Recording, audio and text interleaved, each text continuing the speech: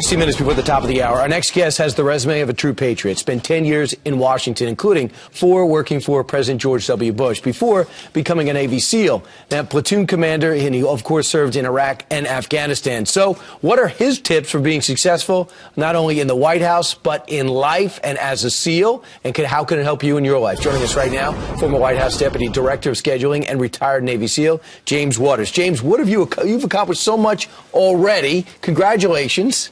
I see the trident on your lapel there. First things first, tell me your story. So I graduated college, moved to Washington, D.C., trying to get a job. Interviewed at the White House about September 7th, 2001. Started working there a week later. It was a pretty trying time for the country, as we all remember. And so you started on the 14th, September 11th, 2001 happens. You go to the White House. Your gut tells you, I got to join the military, but you also say, I got to be at the White House. Yeah, I mean, how often does a young kid right out of college get a chance to go work at the White House? Almost never. Never, right? So I wanted to take that opportunity, saw the start of the wars in Afghanistan and then Iraq, and loved the opportunity to be at the White House, but I also felt like I had a duty to serve. Right. You also talk about now, so if you haven't been to SEAL, you haven't been to the White House, there's things that you learned that can help everyday people right now. And number one is, don't tell me how busy you are. Don't tell me how many emails you get. There's a way to handle it. You were at after all, the #1 office at the #1 country in all the world. Number one, the tips that you learned, be responsive, especially when it comes to email. Yeah. So, I mean, look, I'm not here to tell you I was a big power broker in the White House at the time. I was a junior staffer.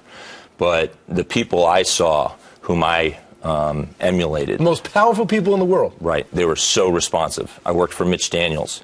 He was about the most responsive guy there was. Head of OMB and ran a state. Totally.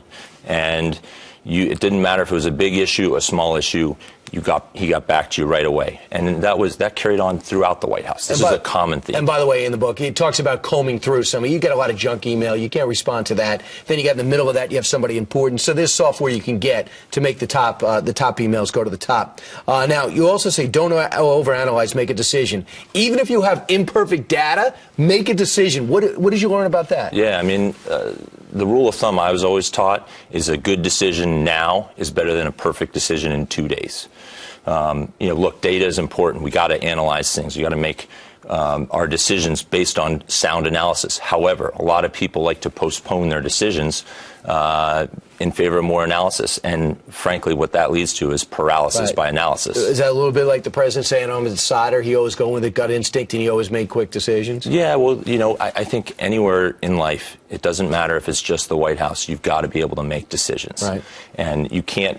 You have to be able to develop the instincts to make good decisions. If you're the kind of person who will always postpone a decision, right, you're not going to be that productive. Especially if you're wearing the green glasses and you're in the middle of an operation, you got to make a quick decision. All right, always be learning. Don't tell me how important you are. You're always learning. Absolutely. So these senior guys whom I saw at the White House, they cultivated a culture of learning. It was all about mentoring people around them on their own. It was ad hoc. You have the most senior people in the world caring about a 24-year-old and how he's doing and whether he likes his job. So interesting. You just told me, too, James, that if you mentor somebody, they're loyal to you. So you have a loyal staffer there. But don't have a program where you're assigned a person because that's not going to work for you. No. And lastly, have a passion. Yeah. Well, I mean, look, when you work for the White House, you don't exactly make much money, and you're working a lot of hours. There are a lot of hours stretched during the 2004 campaign where we're working 18+ hours, 7 days a week, for the better part of 3 months.